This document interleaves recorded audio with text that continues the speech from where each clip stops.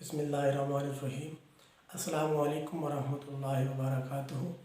معزز ناظرین، آج کا ہمارا ٹاپک ہے جمعیت علماء اسلام پاکستان۔ آج ہم اپنی اس ویڈیو کے اندر جمعیت علماء اسلام کا تعارف پیش کریں گے۔ معزز ناظرین، جمعیت علماء اسلام بنیادی طور پر جمعیت علماء ہند کی ایک برانچ ہے جو مسئلہ پاکستان کے اوپر اختلاف کی وجہ سے مولانا شبیر احمد عثمانی نے 1945 کے اندر قائم کی۔ مولانا شبیر احمد عثمانی 1887 میں مولانا فضل الرحمان کے گھر بجنور میں پیدا ہوئے۔ مولانا شبیر احمد عثمانی نے ابتدائی تعلیم اپنے والد سے حاصل کی اور 1901 میں دارالعلوم دیوبند میں ایڈمیشن لیا، اور آپ نے اپنی جو ڈگری تھی، دینی ڈگری جو تھی، اس کی تکمیل جو ہے وہ 1907 کے اندر کی۔ اپنی ڈگری کی اور سند کی تکمیل کے بعد مولانا شبیر احمد عثمانی مدرسہ فتح پوری دلی کے اندر جو ہے وہ اپنا درس و تدریس کا سلسلہ شروع کیا، لیکن کچھ عرصے کے بعد آپ کے اکابرین اور اساتذہ کرام کی طرف سے یہ مطالبہ کیا گیا کہ آپ دارالعلوم دیوبند تشریف لائیں، تو آپ نے جو ہے وہاں پہ واپس چلے گئے دارالعلوم دیوبند میں، اور 1910 سے لے کر 1928 تک آپ دارالعلوم دیوبند کے اندر درس قرآن اور درس مسلم شریف دیتے رہے۔ لیکن دارالعلوم دیوبند کے اندر کچھ اندرونی اختلافات کی وجہ سے آپ نے 1928 کے اندر مولانا انور شاہ کشمیری اور مفتی عزیز الرحمان کے ساتھ جو ہے وہاں سے ریزائن کیا اور جامعہ ڈبیل کے اندر تشریف لایا، وہاں پر درس و تدریس کا سلسلہ شروع کیا۔ مولانا انور شاہ کشمیری کی وفات کے بعد مولانا شبیر احمد عثمانی شیخ الحدیث کے منصب پر فیض ہوئے اور 1935 تک اس منصب پر فیض رہے۔ 1935 میں مولانا شرف علی تھانوی نے آپ کو دارالعلوم دیوبند میں واپس بلا لیا اور آپ 1944 تک شیخ الحدیث کے منصب پر فیض رہے۔ سیاسی طور پر مولانا شبیر احمد عثمانی جمعیت علماء ہند سے منسلک تھے اور ان کی مجلس عاملہ کے ممبر بھی تھے۔ ناظرین، جب تحریک پاکستان شروع ہو چکی تھی اور مختلف قسم کی جماعتیں جو تھیں وہ اپنا کردار ادا کر رہی تھیں، تو اس وقت جمعیت علماء ہند متحدہ ہندوستان کی قائل تھی کہ مسلمانوں اور ہندوؤں کو مل کر الگ ریاست کے لیے جدوجہد کرنی چاہیے، جبکہ مسلم لیگ کا مطالبہ تھا کہ مسلمانوں کے لیے الگ ملک ہو جہاں پر وہ اسلامی اصولوں کے مطابق اپنی زندگی گزار سکیں۔ تو اس مسئلہ پر مولانا شبیر احمد عثمانی کا جمعیت علماء ہند سے اختلاف ہو گیا، جس کی بنیاد پر آپ نے 1945 کے اندر جمعیت علماء پاکستان کی بنیاد رکھی اور تحریک پاکستان میں آپ شامل رہے۔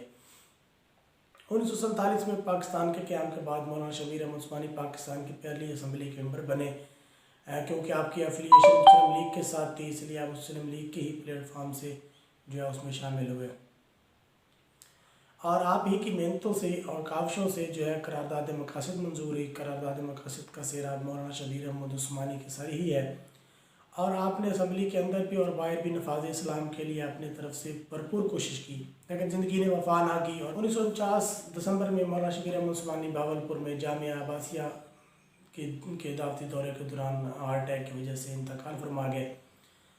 مولانا شبیر احمد عثمانی کی وفات کے بعد جمعیت کو کچھ عرصہ کے لیے جو ہے وہ بیک پہ چلی گئی، لیکن اس کے بعد مفتی محمود، مولانا غوث ہزاروی، مولانا عبداللہ درخواستی، خواجہ خان محمد، مولانا عبید اللہ انور اور اس طرح کے جو اکابرین تھے، انہوں نے جمعیت کو پھر جو ہے وہ منظم کیا اور جمعیت کے پلیٹ فارم کو سیاسی طور پر فعال کیا۔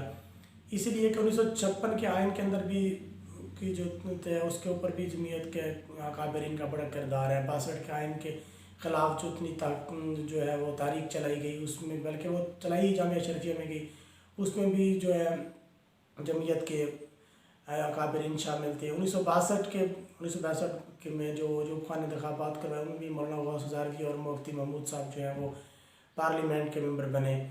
اس طرح 1973 کے آئین میں بھی مولانا غوث ہزاروی اور مفتی محمود جو پارلیمانی کمیٹی بنی آئین سازی کی، اس میں شامل تھے، اور 1973 کے آئین بنانے میں اور اس میں اسلامی دفعات شامل کرانے میں بڑا اہم کردار ہے۔ اسی طرح جنرل ضیاء الحق نے 1977 میں جب جنرل ضیاء الحق نے مارشل لا لگایا تو جمعیت کے جو اکابرین تھے وہ بھی جو ہے کابینہ میں شامل ہو گئے، لیکن 1980 کے اندر جا کے جمعیت کے جو اکابرین تھے انہیں احساس ہو گیا کہ جنرل ضیاء الحق اسلامائزیشن کی طرف نہیں جا رہے، تو انہوں نے علیحدگی اختیار کر لی، لیکن یہاں پر جمعیت دو حصوں میں تقسیم ہو گئی۔ ایک حصہ جو ہے وہ عبداللہ درخواستی گروپ بن گیا، اور ایک جو ہے वो मौलाना फजल रहमान का ग्रुप जो है वो बन गया। दोनों का अपना एक मौक़िफ़ था। दरखास्ती ग्रुप के अमीर मौलाना समीउल हक साहब जो है वो हुकूमत में शमूलियत को बेहतर समझते थे, जबकि मौलाना फजल रहमान मार्शल लॉ हुकूमत के ख़िलाफ़ थे, जिसकी बिना पर इख्तिलाफ़ हुआ। मौलाना समीउल हक जो है वो काबीना में शामिल हो गए और मौलाना फजल रहमान जो है वो MRD के अंदर चले गए। तो इस तरह ये जमात के अंदर ग्रुप बंदी भी होती रही और सिलसिला चलता रहा और जमीयत उलमा इस्लाम इंतखाबी अमल में शरीक रही। 2002 में MMA के प्लेटफार्म से इंतखाबात में हिस्सा लिया। इस तरह भी हाल ही के 2018 के इंतखाबात में भी MMA के प्लेटफार्म से हिस्सा लिया गया।